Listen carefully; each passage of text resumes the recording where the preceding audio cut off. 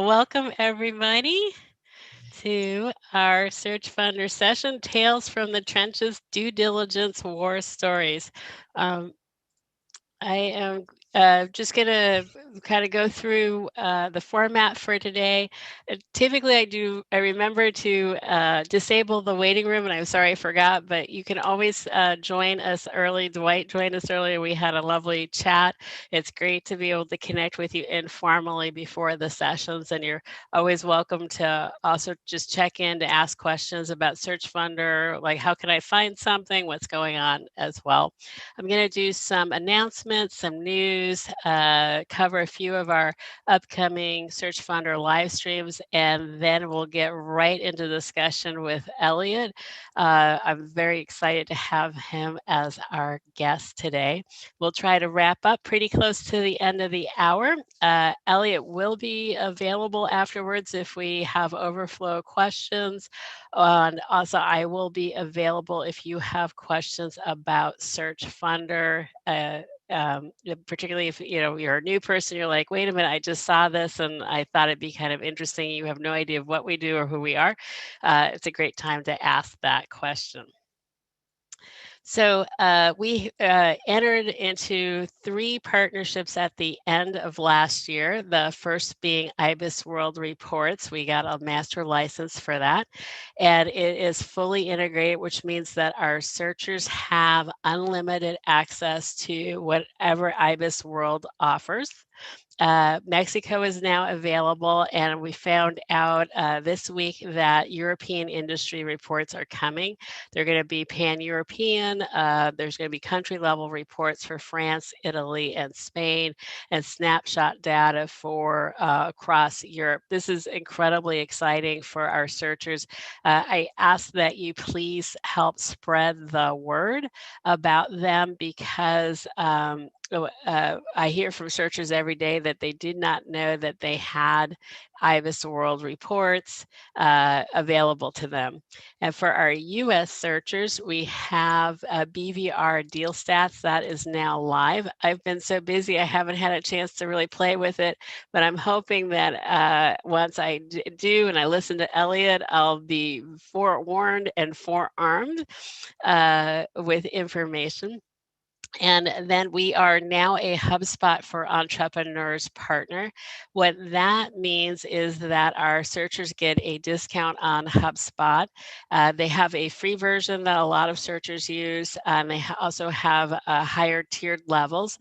Kelsey came and spoke yesterday to talk about the features that would be of use for searchers who are seeking investors, looking to prospect sellers of businesses. And if you want to see that it is available on Search Funder, you go to the right-hand side of your timeline and then click on full calendar and then past events. So any event where we have the video available will be there. There's certain events like our People of Color event and our Women in Search event where the videos are available only in those groups, just for the sake of privacy and being able to have really good, meaty conversations. So we have 3 different types of events at Search Funder. Oh, we have news. I forgot. We have news now.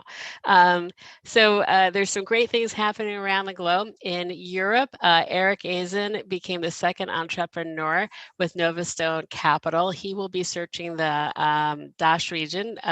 Excited about that. And we're actually coincidentally having our first Search Funder meetup for that region this month. True North Search is going to be doing a program on ETA in the Nordics. They are basically a search fund juggernaut in the Nordics. They're really ramping up and doing well. So that will be 7 p.m. Helsinki time, which is morning my time, and I will be making an appearance for that to talk about what I know about search. And then in North America, we have the HBS African American Students Union. They're having their 48th annual conference at the end of the month. Their theme is going to be uplifting Black leadership for an equitable future.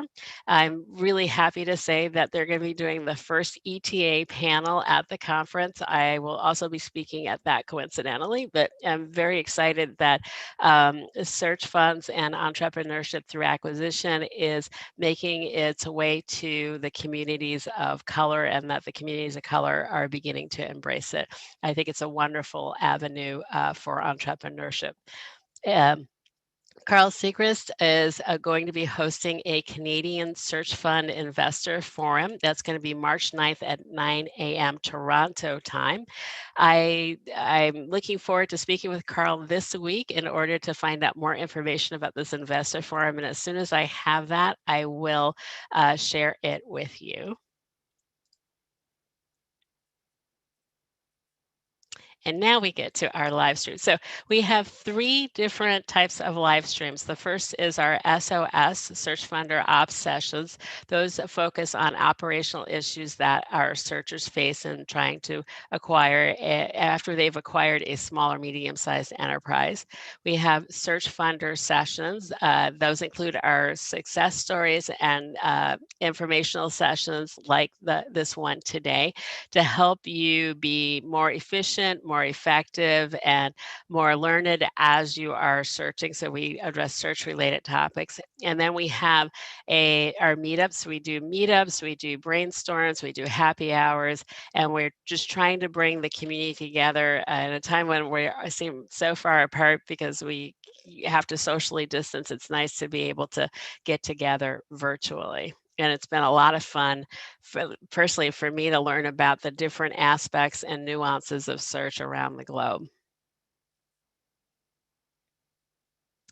So we have a great calendar of events for February, and I will put a link in the chat in a few moments so that you can see it. There are a few events that I'd like to highlight. Next week, I almost wanted to call it kind of disaster week because we've got lessons learned from the zombie apocalypse and then avoiding catastrophe with carve-outs. I think it's wonderful that our searchers and search funder members are able to share their the good, the bad, and the sometimes not very pretty of the aspects of acquiring a company. So that's one great feature. And then the other is that we're going to be doing 2 first ever meetups for self-funded searchers. We're having a global one. So if you are a self-funded searcher anywhere in the globe, you are invited to that. And we are also doing a meetup for our Latin America searchers. And that will be at the end of the month. And again, I will put that in the chat in a few moments. So let's welcome Elliott Holland. I'm so excited to have you here. I did not know that we have something in common, which is an engineering background. I was a chemical engineer, and I saw that you're a MEC-E from Morehouse and Georgia Institute of Technology, and you're also a graduate of Harvard Business School. I was just down the river at Harvard Law School. Excellent. As well. So we've got at least Cambridge in common too. And you are a searcher and you are head of Guardian and have been assisting searchers with their due diligence. And I'm just excited to have you aboard to talk to us about, the war stories that you've seen and getting down to the nitty gritty. So welcome aboard and thank you for doing this, Elliott. Karen, thanks for the amazing introduction, and I'm glad to be here with you all. I'm seeing 60 plus people on here. This is pretty amazing. So I thought about how to start this, and I wanted to do a couple of things. So first off, if you have questions or things of that nature, please pop them into the chat, and I'll try to get to them either as we're talking about the story or in a Q&A after. The other thing that I wanted to ground this in because I know that people are in different parts of their process. So when you think about the search process, going from I want to start searching for a deal, I just set up my profile on Search Funder, I just visited my first website, to now I'm looking at 20 deals a month, to now I'm putting out 2 or 3 LOIs a month, to now I've been in diligence a couple times and I'm more aware and more mature, to now I've closed deals and all the rest. The reason the due diligence war stories are important for everyone along that spectrum is because these are essentially times when I wasted time, significant time on a deal that had a significant issue in it, that had I been more knowledgeable, more thoughtful, I would have kicked that deal out of my process sooner and wasted less time on it. So essentially with these war stories, what I'm trying to give you are things to be thinking about in your head, that if you see anything that looks like this or smells like this, you can sort of kick it out of your process sooner, which will save you time, whether it's your first month in your search or your last month in your search. Um, so I'm Elliott Holland. I'm the founder of Guardian Due Diligence. My background, I was a self-funded searcher or independent sponsor for 6 years before starting this business. Before that, I was in private equity. Before that, strategy consulting. And so the lens that I come at all of this from are sort of this sort of regimented way of buying companies, learn from some of the world's best sort of independent business buyers. So the first story that I typically tell, and some of you may have heard it, but the rest of them you probably haven't, is my favorite story. And it's a story about number one. So I was looking at a probably $400,000 to $500,000 SDE company that did control access doors and video cameras for major companies across the nation. And so they had a couple of major contracts with um, some major stores. You know, it's not Home Depot, but think of Home Depot or Lowe's. And I was going through diligence. And as you guys know, when you first get the confidential information memorandum and you first get the financials, they're less than ideal. I could have said terrible. And you're sort of incrementally looking at what's there, and making a decision on sort of, is it worth it? So looked at the first piece of data, things were good. Had a couple of calls with the seller, things were good. Um, Sent him a letter of intent. We negotiated it, and he said, "Hey, look, Elliott, I'll sign it, but I need you to come visit me first."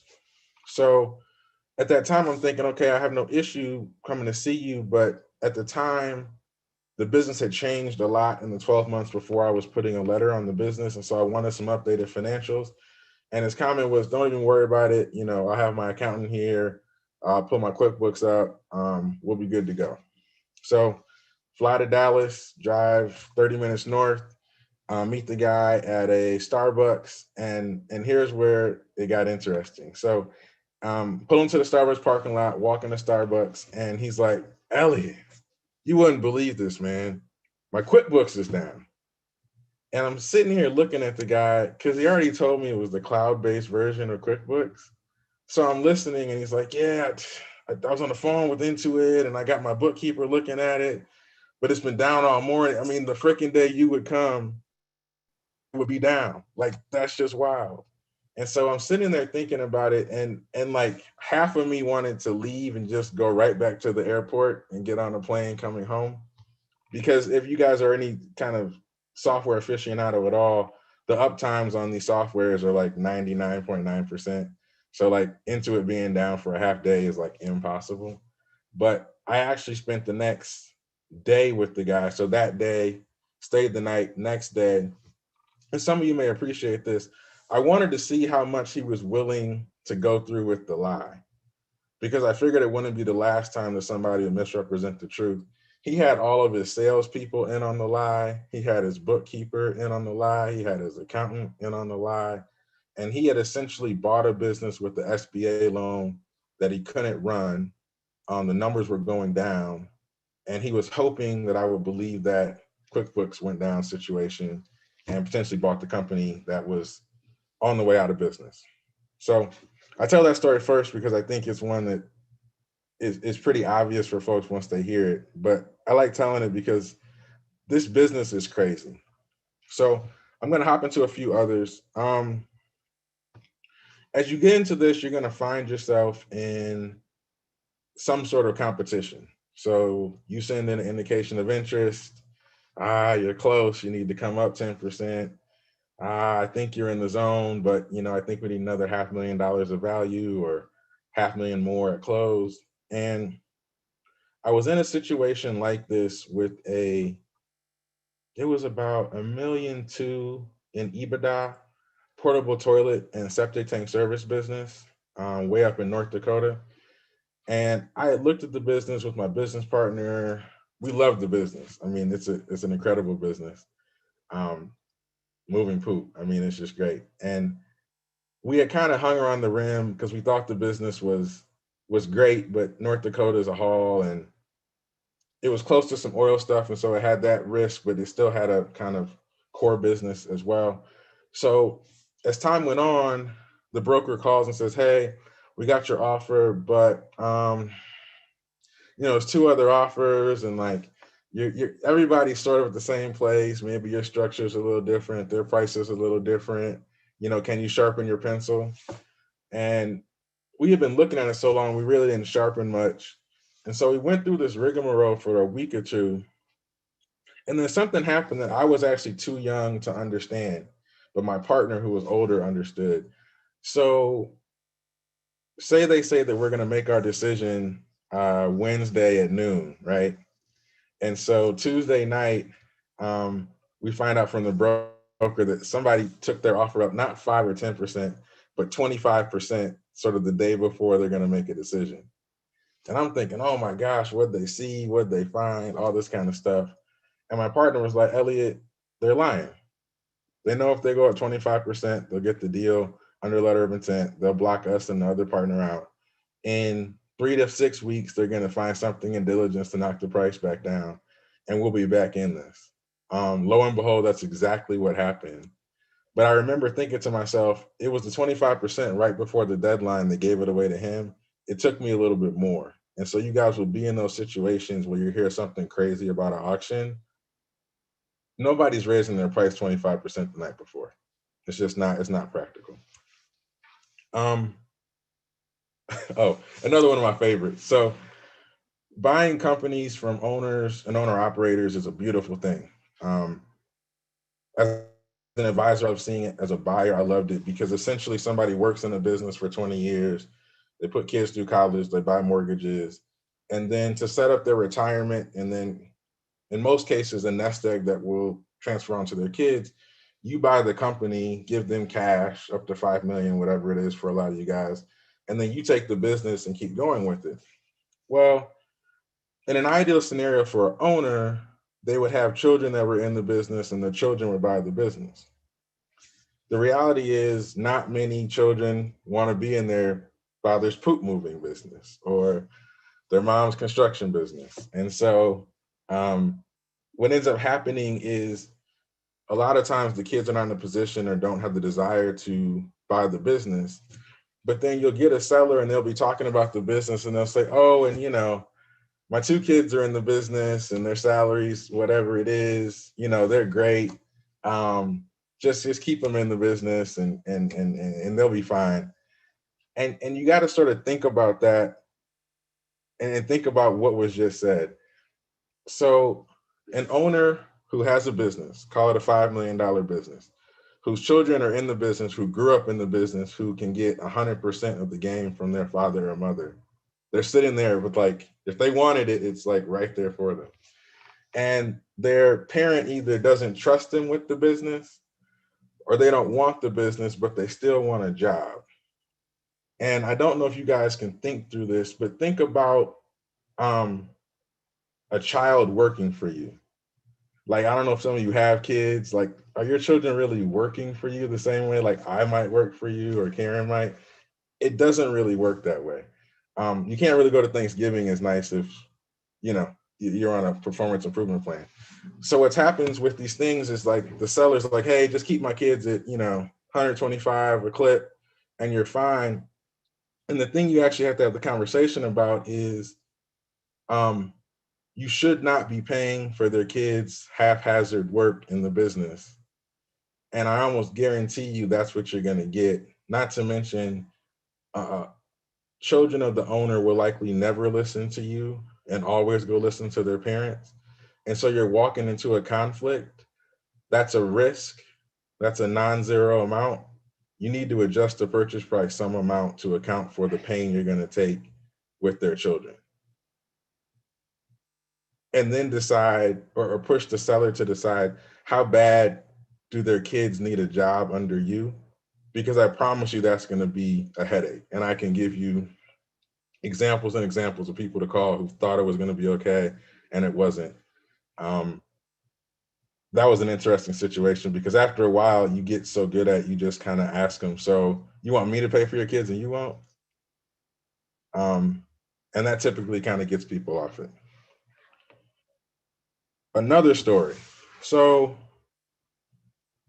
the reasons for selling are typically pretty simple: retirement, divorce, the industry's hot. Sometimes you get sort of an entrepreneur is tired. Those are the main ones that you hear. Maybe I missed one or two, but those are the ones I hear all the time. Um, when you initially ask the seller why, or sort of the broker, why they're selling, they typically have some very standard lofty story. It always sounds great. It's one of those four themes and never sort of too far off, right? The other thing you'll find when you go to lenders who are smart, when they're deciding how much time to spend on your deal, they're going to ask you why the seller's selling too. If the seller's 45 years old and selling the business, a seasoned lender will know to put your deal near the back. Here's the reality. I got into a situation, I was buying a roll-off container company. So those big dumpsters that are outside construction sites, another beautiful business. Um, and it was out in Washington State in Coeur d'Alene, Oregon. Um, and the business had sort of a family office that was like the financial backer and a owner who was the operator. The owner has sort of come up with the idea and got the family office to back them. And so the story that we got was that the entrepreneur was being held back by the family and so wanted to sell so he could get out of that situation and go do something else or whatever the case may be. So that was kind of the first story. We're in diligence 4 weeks, 5 weeks. Um, we're asking the seller, hey, do you want to roll over any equity or seller financing? And he's like, yeah, I'd love to still run it. It's those crazy family office people that are making me sell. So we change the LOI and give them some equity and all excited because the guy's staying. We get the person to run the business. And we start negotiating the purchase agreement. And this will be the moment of truth for a lot of you, because that's when the BS comes out. When people have to start promising things and there's recourse, all of a sudden, you can't just tell a story anymore without it being a financial thing for you. You'll get more truth. So we start having a negotiation between ourselves, the buyers, the entrepreneur, and the family office. And we realize the family office and the entrepreneur are not just not getting along, they're feuding. They're feuding like a husband and wife on divorce court. And although that sounds like just a thing, oh gosh, they're arguing, Elliott, this is business, everybody loves green. If you've ever seen divorce court, you're not dealing with rational people anymore. And so now all of a sudden, things that are said by the entrepreneur are not being agreed with on the phone by their co-owners, even if it's like us giving them more money. Or equipment lists between one party and the other are coming in different numbers and neither one wants to reconcile between the two. You can sort of tell they're not talking, right? So then we're looking at the balance sheet because the seller is telling us that the family office is crazy, right? And this is where like deep due diligence comes into play because some of you are really financial, some of you aren't. We looked at the balance sheet and there were and the monthly balance sheets, because you got to sort of get that granular. There were 10 like $150,000 loans from the family office to the entrepreneur in sporadic timing over the course of 12 months. Now, for you, like for most people here, $100,000 loan is probably a loan of substance, right? For a person that owns a $10 million business, there really aren't too many valid reasons why you need a $100,000 loan. So we're asking the broker sort of, what is this? This is weird. This guy has money. Why is he borrowing from the family office? Oh, I don't know. Maybe something happened. He wanted to buy a house, whatever. Fast forward. The seller, the entrepreneur guy, like say we were going to finalize like in just the purchase agreement on like a Friday. We had like one more thing to talk to the entrepreneur about on Thursday. This guy goes dark. Like I had his cell phone number. I've been to his house. I've been to his office. We knew where everything was. This guy's dark. And then the family doesn't know what's going on. The broker tried to cover it for like a week. But after that, what can you do? This guy was ghost for like 3 weeks and then tries to come back like nothing happened. Like nothing happened. And so I don't know if any of you have dealt with addiction in your families, but it felt a lot like a parent giving their kid money to go blow on drugs and somebody going on a binge. Now I can't promise you that's what it was, but I know the next time I see $100,000 loans from business to employee, it'll red flag me to figure out what's going on. Because once the guy went dark, the deal, it's almost like we all had irreconcilable differences. You got an operator that you don't trust, a family that lied to you. We had to go. Alina asked about drug tests. I most times assume if a person's able to run a sizable business, one that I will like, that they're okay. But I missed one, right? I may consider it, and I'll spend a moment on this because I think this is one of the things where you go from academic, like Harvard Business School business buying, to like now you're really in the streets buying businesses. When you speak about, I have this concept of like entrepreneurs being like free men and free women. And the thing that people don't realize when you buy someone's company is that almost by definition, they're going to work for you. They're almost working for you during diligence because they're scraping up all these documents for some smart 30-year-old from somewhere, right? But then the deal closes and most often there's an employment agreement or some transition period and they're literally working for you. So the thing that you're doing is putting a cage around a free man or woman. And if you've ever seen a wild animal put in a cage, you'll understand the sentiment that occurs when you try to infringe upon somebody's earned freedom. Like you're showing up to their business because it's worthy of you being there. So there's always sort of this delicate line and dance of, I'd like to know your complete credit history, all your customers, your drug habits, your complete like arrest records, how many like husbands or wives you've divorced. But when you start asking certain personal questions, you blow up the trust before you've earned it. So I think if I sniffed it again, Alina, I would go for a drug test, or I may drop some hints about AA or something like that in a lunch to see if the person bit. Sometimes you can ask formally, sometimes you have to sort of informally ask those questions. I think I'm gonna take one or two more questions because we're in the flow, and then I'm gonna keep going on stories. So we have a question from Lawrence with a Sopranos reference, just as a heads up. So Lawrence asks, you spoke about underperformance of children earlier. How often are the kids in a no work or even no show job situation? That's the Sopranos reference. In those cases, wouldn't that be an opportunity for EBITDA improvement, assuming the kids are gone once you take over, making the deal more attractive for you? So you guys may laugh at me. I've only seen 3 or 4 episodes of The Sopranos. I'm more of a Wire guy myself. Okay, so yeah, so so somebody will have to unmute to give us the reference because I think I've only seen 3 episodes of Sopranos myself, and one of them was the finale. Lawrence, are you still there?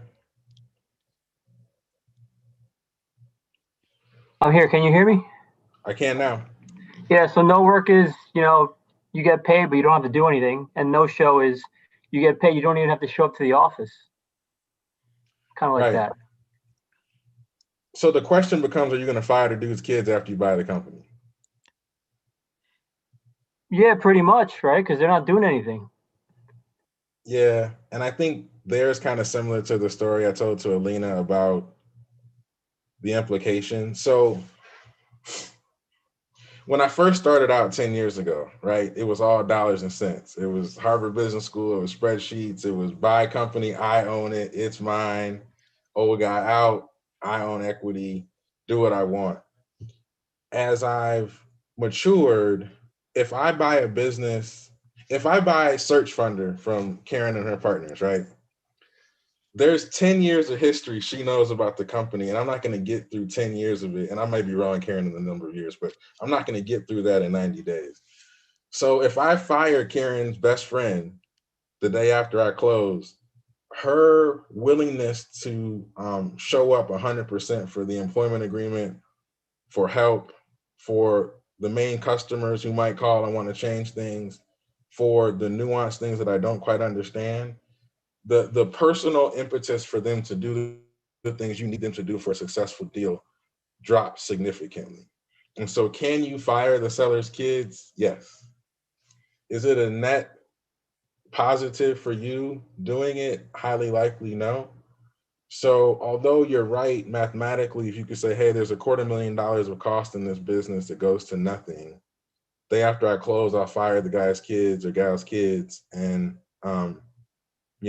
I'll get that back, and not just back, we get a multiple of it. You just took the seller out and his 2 kids. Do you think your main customer is staying? Do you think the other employees that, that family put their kids through college, pay the mortgage on their house? So other situations where you could, sure. When I'd encourage you to think about risk holistically. Come on. Ray Dalio writes about this very well. You can't just think about the first order consequences of an action. You need to think about second and third consequences, level consequences. So you fire kids, seller's pissed, customer leaves, you got back $250,000 and lost a third of your business. You got to weigh that. So Elliott, you have to take into consideration the other people who are loyal to this owner and his family, other employees in the company, right? On every single thing you do.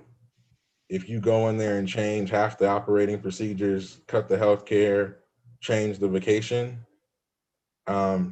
those people know the seller and arguably know your business better than you. I don't know if you guys have ever been in a job where your boss upset you. Some of you probably worked as hard the next day. Some of you probably torpedoed the thing. You have to be very thoughtful about the kind of hard line you have to draw as a capitalist and the people side of this. And maybe that's a whole topic I think that's a whole like Friday office hours. There's just so many things that people do. Another one I'll tell you about that's crazy. My business partner, he bought an automotive parts company. No, he was in an auction to buy an automotive parts company. I'm from Michigan, so we still love the automotive industry a little bit. And he lost the bid to another like big New York private equity group, fancy guys flying on private planes, $1,000 suits, dripping, wingtip shoes, the whole thing. And the guys bought the business, flew in, and their plan was that the company had significant contracts with, call it Ford and Chrysler, but not GM and not Kia, whatever the case may be. And their contracts that they had with the current suppliers could have been bigger. They had more capacity at their plant. So their first order thinking was, we're gonna call our customer and say, hey, look, we got big pockets. We just bought this thing. Give us more business. So they bought the company. They flew out to see it. They called the customers, hey, we want to have a meeting next week to talk about increasing our work with you. Get on the plane. By the time they landed back in New York, their work through that company they just bought had been repurposed.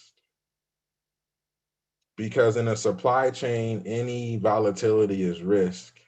You don't know what these people are. You don't know if they can deliver the same way. You may have actually had relationships with the old people, whatever the case is. So even these conversations that seem obvious, like, hey, let's go call our customers and ask for more business because we're new owners. And a lot of you will have tough decisions around that. Consider what that message means to the person who's hearing it, because you don't want to cut off your nose, spite your face. Paul Orlando, I have to read that person. I'm going to hop into some more stories and let some questions pile up. Does that make sense, Karen? Yes, I had a quick question for you, and that was, can you say you said the name Ray and then something, I want about the unintended consequences or the second order effects. What was that person's name? And we'll add that to our best of list. Ray Dalio of I want to say Bridgewater. Okay. The one who wrote Principles, who I think that as an engineer undergrad who's now doing more people-oriented stuff, the book Principles and his writings on these things, I put it right up there with Charlie Munger and Warren Buffett stuff, and How to Win Friends and Influence People in terms of things that you should read to be a good deal maker. Okay, great. Thank you, Zach. So, the other thing that will happen, so when we're all looking for good deals, everyone on this live stream, maybe over the weekend, but definitely on a daily basis, are going to be looking for deals. I talked about sort of the 4 reasons people sell: divorce, retirement, yada, yada, yada. The other reason they sell is because they know their industry is about to go in the tank, or they know their business is about to go in the tank. And this is a great opportunity to sell it to some less informed person and give their risk to you and negotiate as a friendly person who is negotiating reasonably, but really they're trying to transfer their $5 million company risk that they know is probably going to drop to $1 million in a year or two. They want to transfer that risk to you and then take your money. I'll give you an example. I took a run at a durable medical equipment business in Arkansas.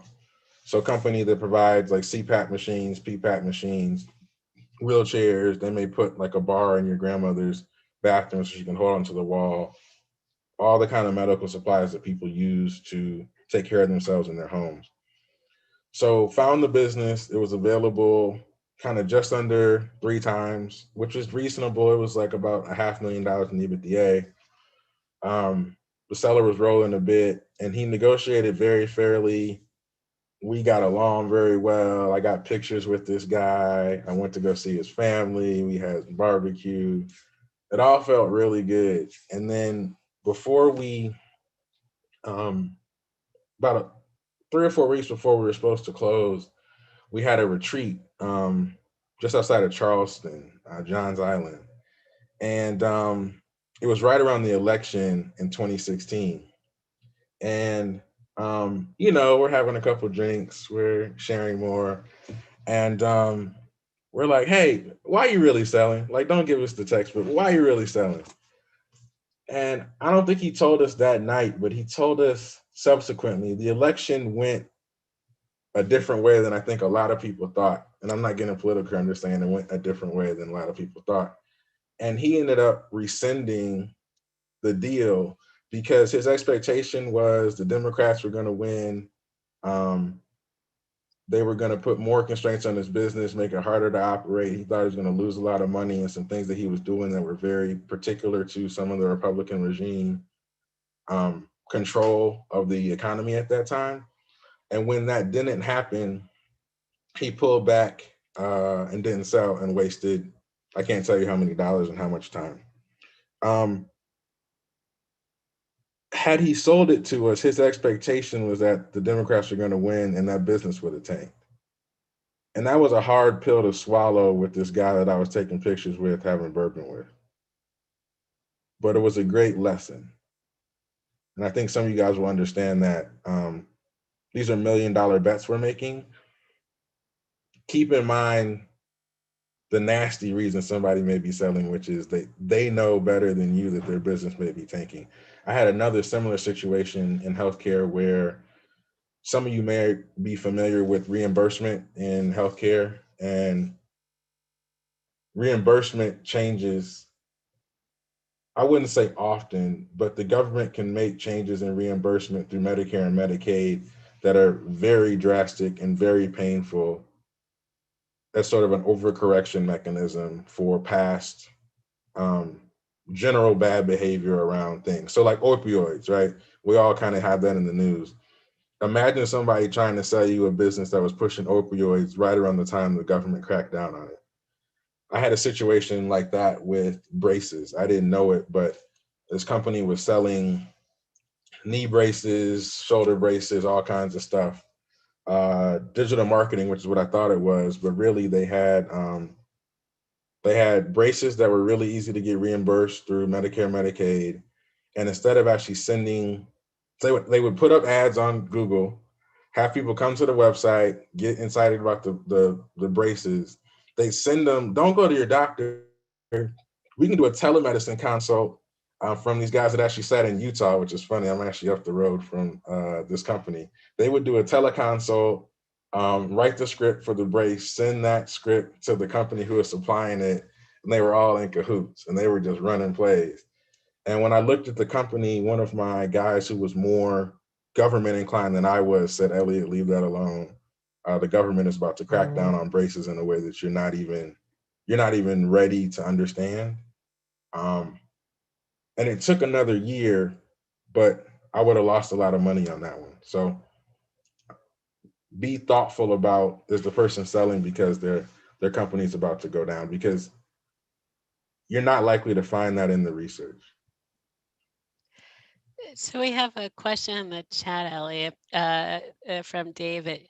He says, "Hi, Elliott. Have you seen or applied a due diligence cost share with a seller after a certain stage, usually a binding offer? So have you done any cost sharing with the seller on the due diligence?" I haven't.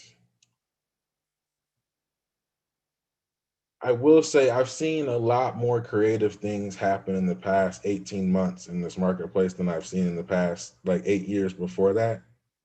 So if you have an opportunity to split fees with the seller, shoot your shot.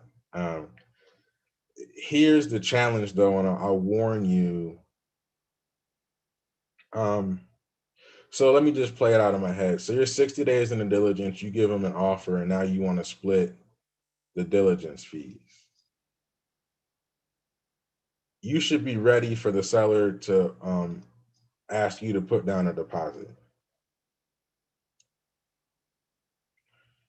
And I've been propositioned, 30 times to put down a deposit. At this point in life, I laugh on the phone call. I don't even let the broker get the full sentence out. But you have to be careful and diligent about pushing too hard. You're 60 days in, you want the seller to split the fees with you. Again, this is an entrepreneur that risked his whole life, wife, kids, on sort of making good bets and taking risk. And now you're saying, hey, I only want half the diligence risk going forward. If I'm in the seller seat on that, if you push me hard, I may say yes. Then the next week I'm going to want a $25,000 deposit if you can't close. So again, it's a negotiation, and sort of you can play things very different ways. But I know, here's the other thing too. the seller and the broker both want you to put a deposit down. They just haven't asked you yet. If they thought you were weak sauce as a buyer, they probably already did ask you. And that's probably why I got asked so many times when I was early in the process. So I'm not talking about anyone, I'm talking about myself. As you convince buyers and brokers that you're a more compelling buyer, they tend to ask for it less, but stuff like that,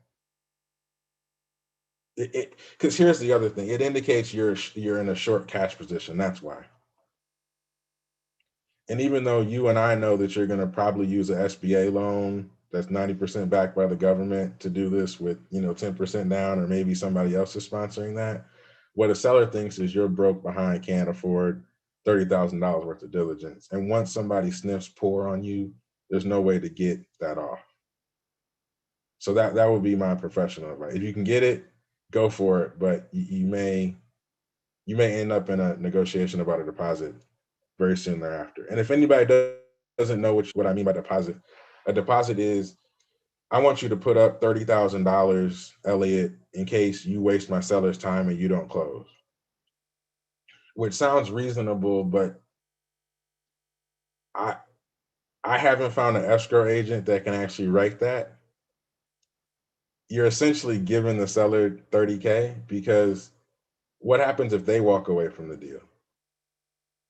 And so that's typically the question that I ask back, and through a negotiation I've done a lot of times, I can sort of get that kicked out. But just so you know what a deposit is, that's what I'm talking about. Money you put down in case you're not able to close for whatever reason. And here's the thing, a seller could jump the price 20% and you not want to close anymore, and would you be out of your money? So that's how I think about that question. Let's see. Oh, there are two related things that happen quite a bit. So I love the folks that kept their camera on. So thanks, Alina, James, Brian. I really appreciate it.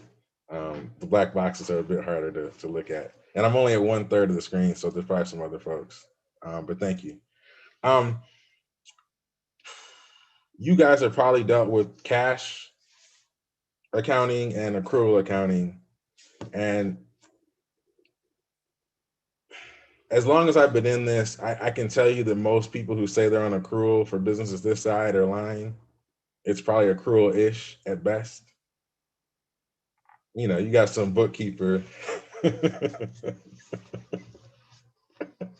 who can't count to EBITDA, who understands accrual accounting. Sure. But here's the thought that you should be sort of have percolating in your head as you're looking at these companies. In accrual-ish accounting, what they're trying to do is like some hybrid thing of matching costs and revenue. And once somebody says that, what you need to start asking is, well, how do you define accrual and what are you actually doing?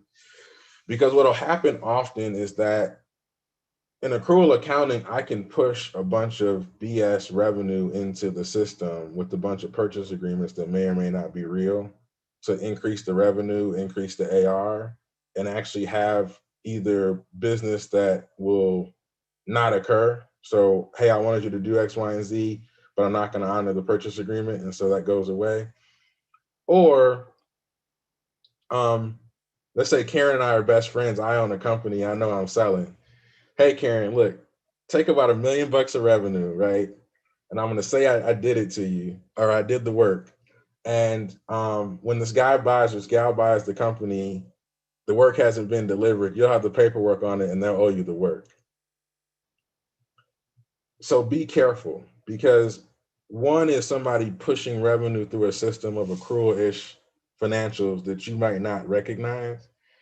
The other is sort of a blatant credit agreement. So I was doing a deal last year with somebody who's on the search funder platform that I won't name, where there was a credit agreement we found by accident. They didn't want to show it to us, but it was basically an order for $250,000 that the company had booked as revenue and they hadn't delivered it. And a lot of the COVID related stuff that you guys are seeing, that can happen in situations where I'm on a subscription model, even if it's not software, but I go clean I clean Dwight's house, once a week, or I take Brian Holt on airplane trips once a month, and he only took half of them during COVID because of whatever, and now you owe that person some stuff on the tail end. So be very careful there. In like pristine financials, if you're good at it or your accountant's decent, you'll find a lot of stuff. In messy financials, there's so much stuff you have to do to just get it into like a pristine order that in your 90-day period, it can be harder to unravel stuff that's off. So just be very careful around tricks people can play with accrual. And here's the other one. So in cash accounting, which most of these companies will be on, your costs go out the door in payroll and in expenses. So even if you're in a widget company, right, you pay the lights on the plant, you pay the people, those costs go out right now. Revenues come in on terms, so 30, 60, 90 days. So what you're seeing is, from an accrual perspective, you're seeing costs that are in the current period and should be, and revenue from 3 months ago.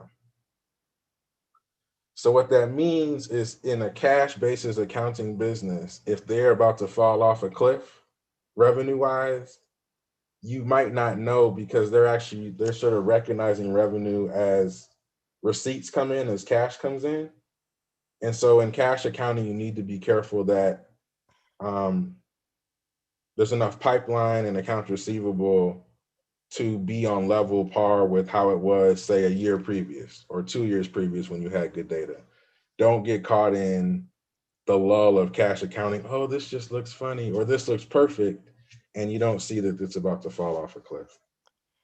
So we have a few questions in the chat. I'm just going to take them in order that they came in. From Michael, how do you think about staging third-party diligence to maintain deal momentum but minimizing the sunk cost of the deal? You hire Guardian Due Diligence. Part of the things that we do that are different than the typical accounting firm. So let me give you a couple of for instances, and I try to answer your question as directly as possible. Diligence is a process of knocking down the biggest issue you have every single day until you feel comfortable that there's none of them big enough for you to not want to do the deal. However, diligence by textbook definition is a bunch of do you like the seller stuff, a bunch of go toss it to your accountant stuff, and a bunch of go toss it to your lawyer stuff. And I work with a lot of great lawyers and a lot of great accountants. Some might be on this call, but they don't have a high incentive to tell you that your deal's blown a week after they start their big project. They typically don't even get you a draft report on the CPA side for 3 or 4 weeks. And so once you decide to turn them on, you're sort of, in a way, you are almost giving the accounting diligence to someone who you should know is going to take 3 weeks to tell you much of anything. You should look for companies, and this is how we do it, that only charge you a portion of the full fee up front. So that if things aren't great, you're not into them for the full fee. The other thing, our quality of earnings 1 week into the process, we already have a substantial spread of numbers in front of you for you to look at. So we're going to do a deep dive on the income statement, balance sheet, cash flow statement, working capital, customer concentration, and catch about 80, 85% of deal breaking issues in a week. So in our process, you'll know within a week. Somebody else's is going to be 3 weeks. So you ask how to stage it. The things you need to consider are this. Do you know enough about the business to sort of pass some sort of sniff test for you? Yes, no. If yes, you want to keep with diligence. Then you want to consider, how pressed is the seller to close? If it's 90 days and they're going to, in one of my write-ups, in one of my emails, like they're going to put a pistol to your head and say, close or get out of here, then you need to start diligence in just sooner, because day 91 kills your deal. So if you have to sort of get there and it's going to take, 3 or 4 weeks to do accounting diligence and 3 or 4 weeks to do legal, then you're sort of tied into that 30-day date to start. The other thing that you should consider is as you're going through the process, have you communicated enough to the seller and to the broker the insecurities you have about certain things that are going to require the amount of time they take for you to come to the closing table with the money bags?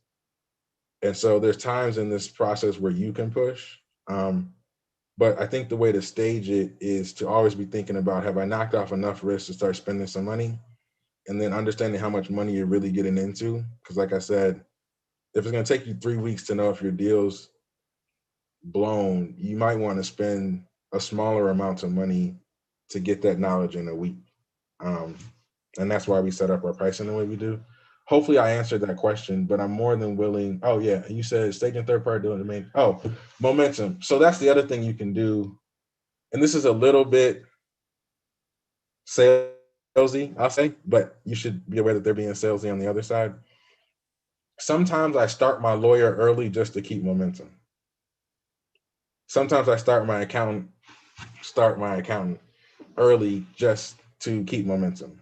And so part of it is like feeling, if you feel the momentum slowing down, start some diligence, go visit the person, bring up a significant issue, call a meeting to talk about it. There's some tools you have in your toolkit to keep the momentum. And that is one thing you're absolutely managing, Michael, and a great question. So our next question is from Zach. Can you help us understand the general cost ranges for various components of due diligence for companies in this part of the market? Absolutely. I'm thinking because it's hard to do this without being salesy. So Guardian Due Diligence is the service provider I wish I had when I was a self-funded searcher. And everything that we do is predicated on being very transparent about what we're charging when, and being what I would call very fair with the trade-off between risk and sort of the buyer and the diligence provider ecosystem. So what are the cost ranges? The thing about deals in this range, and I'm assuming sort of we're talking about self-funded $5 million or less deals, it's not a whole lot less diligence than a $10 or a $20 million deal. You know, monthly financials are monthly financials. Working capital is working capital. And so the cost can go from, in my experience, it's really hard to find anything worth having for sort of less than $12,000 to $15,000 on the CPA side, unless you have a very close friend that works somewhere, or unless you've been able to check somebody's work and really know that it's good. You're really putting yourself at risk when you're only paying somebody $10,000 on a $4 million bet. Like, would you want $10,000 security when you're taking your $4 million to the bank? Kind of tough. On the top end, you can get people that will charge you 40, 50 grand for quality of earnings on a $5 million deal. And I think that's probably overkill. Our pricing is $15,000 for quality of earnings and fixed fee. And again, we knock out 80% of most of the deal breaking issues in a week. We charge half of that up front. And so we both give you what I think is a fair price, but also you'll be able to sleep a whole lot better on day 8 because you'll know most of the messy stuff has been handled. That's very hard to get in this market. If we're talking about legal's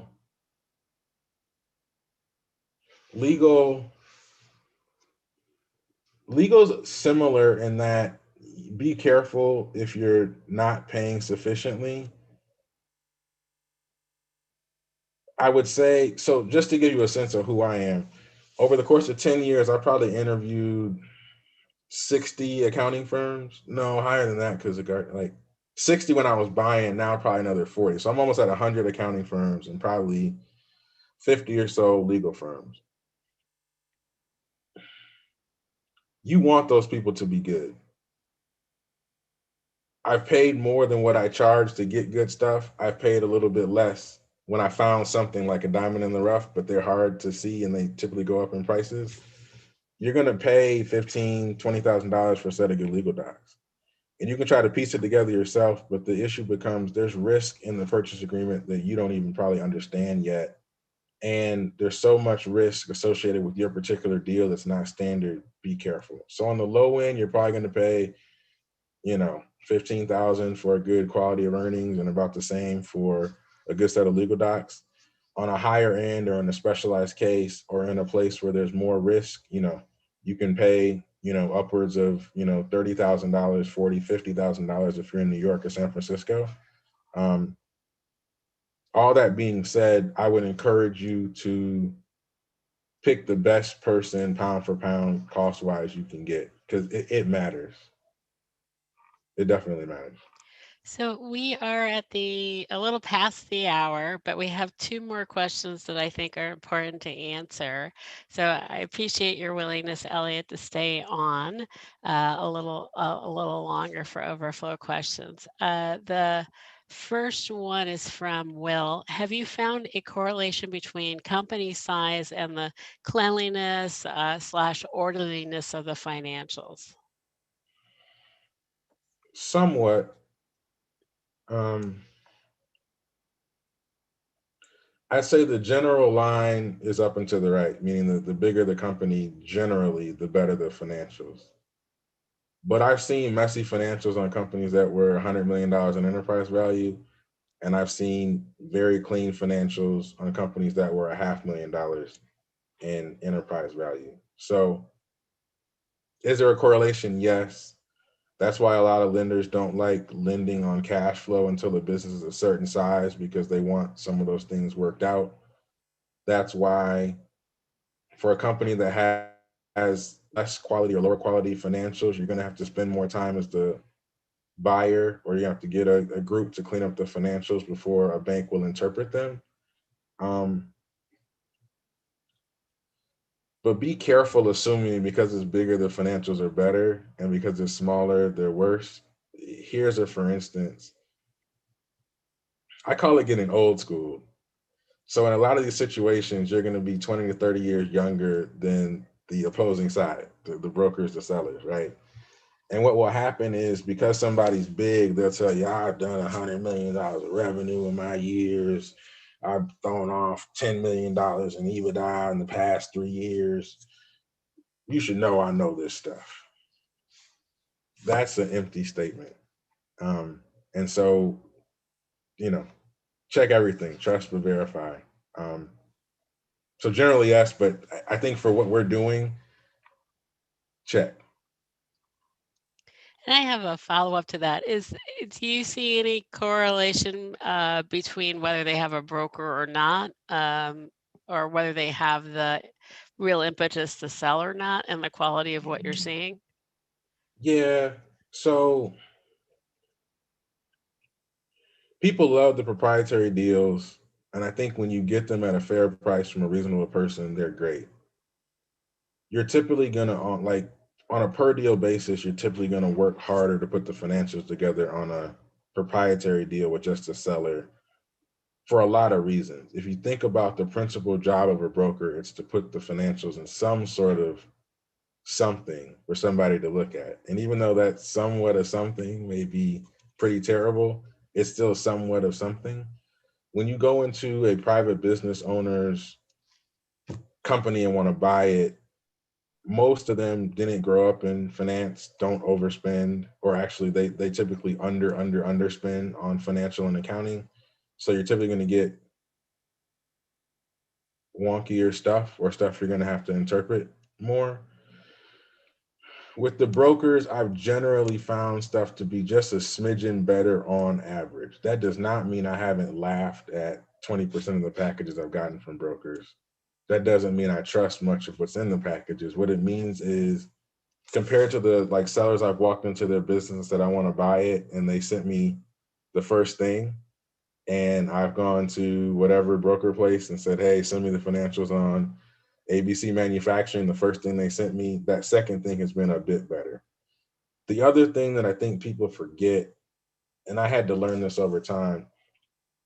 With a broker deal, you also know that the seller has both typically dropped a deposit. Some brokers not done that, but the majority, you have to pay a deposit, which means they have some sunk costs and they've already mulled through a choice. Do I want to give this person 10, 15, $20,000 to go through this process? They've also been told what the process looks like by the broker, hopefully, and have committed to the process. So this 6 to 24-month process of diligence is really messy. They've heard about it and committed to it. So even that messy package that you get a little bit better financials. You get the knowledge that somebody has sunk cost in it. You get the knowledge that somebody has some understanding of the process. The other piece, and this will happen to people, and you'll think I'm crazy, but it happens. At a certain part of the process, the broker starts working for the deal, and you're the one bringing the money to close the deal. So even though the broker is getting paid by the seller, at a certain point, the broker starts working for you. And there's certain things in the process that you'll be happy there's a broker there because you can tell them something that you wouldn't be able to tell the seller. And so as much as we love our broker community, of course, that's with a lot of sarcasm, they actually play a very prominent role in these transactions. So Manuel, hopefully I answered that. Oh, yes, we did wonderfully. So Manuel asks, what first step would you recommend to someone that is not an MBA grad and has no private equity experience? Great question. I You know, think you might sometimes want an intern. you might want an intern. You might want to barter with somebody who does know, but needs something that you have. Um, I also think that this search funder community is so amazing in data sharing compared to anything I've experienced before. And I've seen a lot of other ecosystems and groups and whatnot. And people are typically, we're looking at the same deal, so I'm not going to tell them anything. And this community isn't like that. So go find some friends that know stuff better and talk to them. Here's the thing, we're all busy, so nobody's going to teach you private equity or deal making or accounting just because you're a cool person, right? So you're going to need to foster those things with something.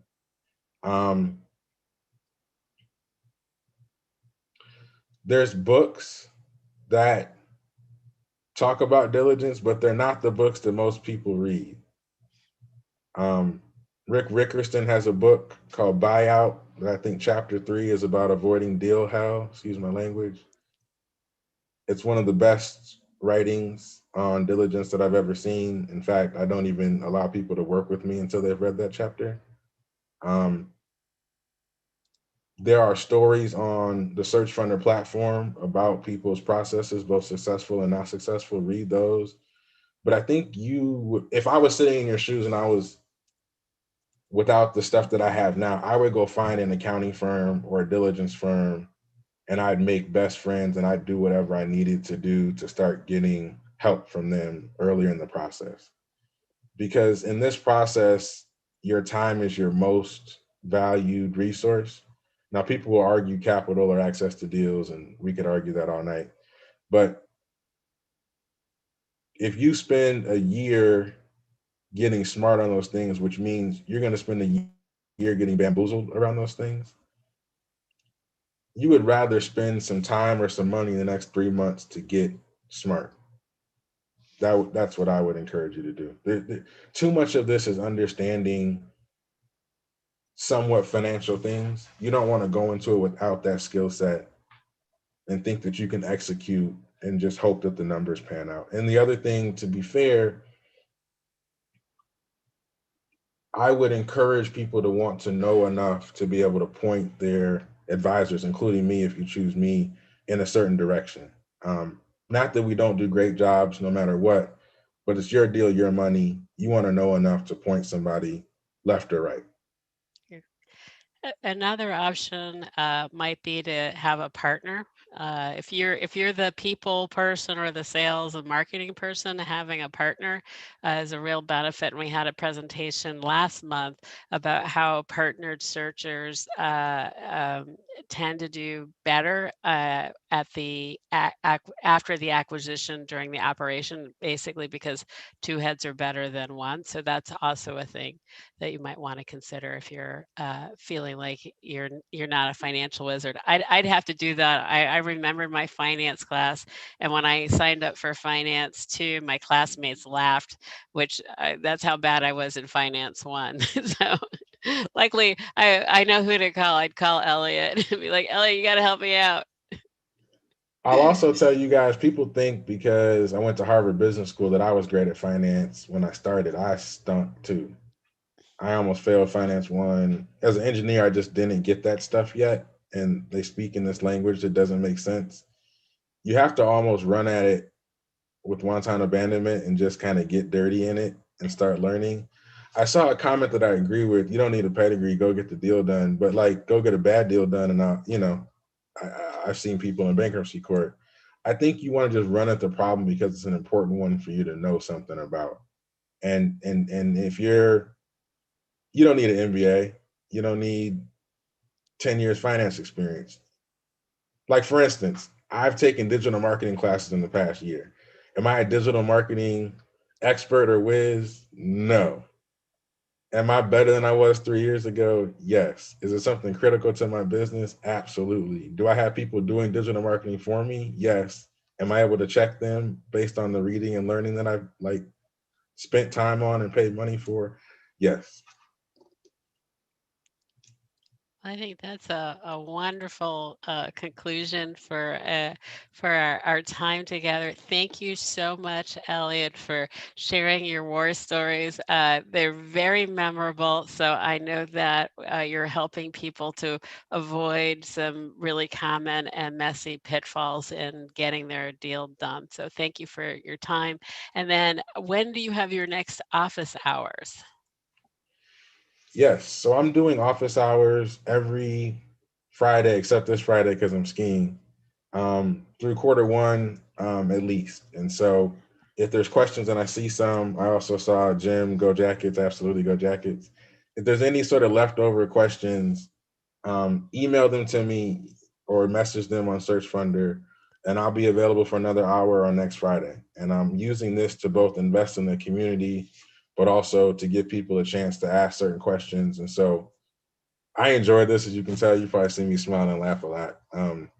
So it's not like hard labor. So come join. And if your question's like anonymous posting on Search Funder, if it's anonymous, you want me to keep it that way, that's fine.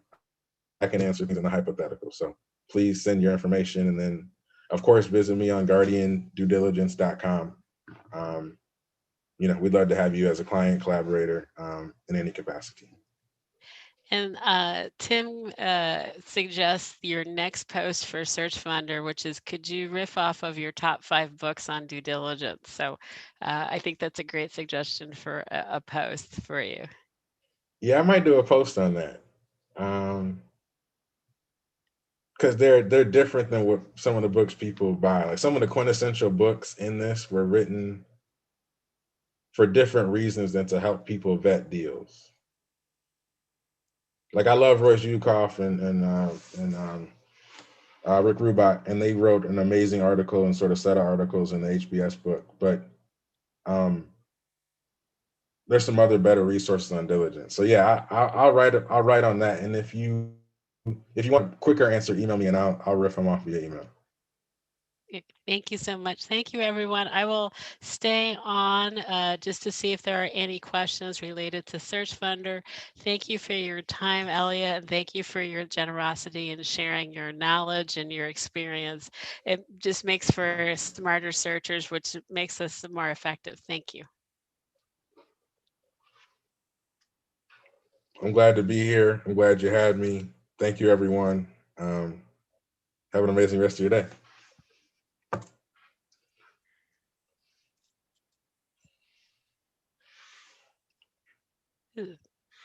This is wonderful, Elliott. I love your stories. Yeah, I think I would probably have to do a little bit of personal therapy after I've had like bourbon with the person and, like taking pictures with the family, and then to find out that they were offloading That one they're hurt. just their problem to me, right? That one hurt. And what's funny about deal making is that most people would have missed that.